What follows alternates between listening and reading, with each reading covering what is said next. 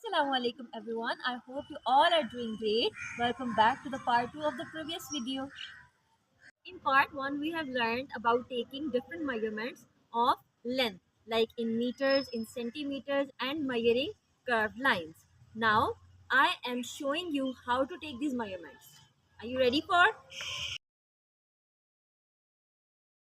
measuring the length of this penaflex? I will put the tape here and then measure 100 centimeters. That lies at this point. Okay, at this point we all know that 100 centimeters is equal to 1 meter. We can say that the length of this penaflex is more than 1 meter.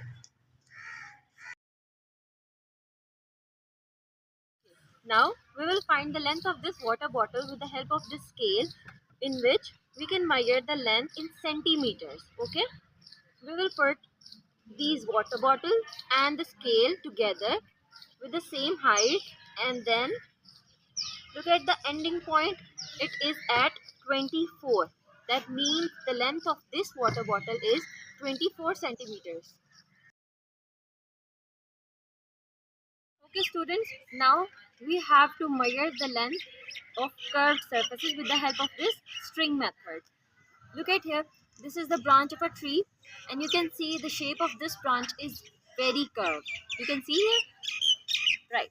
Length of the string should be equal to the length of this branch, like this. See, we can cut here. This is the string and its length is equal to the length of this branch. Take a scale and put the string equal to the length of the scale. Now here, look at here, the length of the string is equal to the length of the scale. That says the length of this curved branch is 30 centimeters. Okay, that's all for today's lecture. I hope you all will perform these activities at your homes under the supervision of your parents. Allah Hafiz.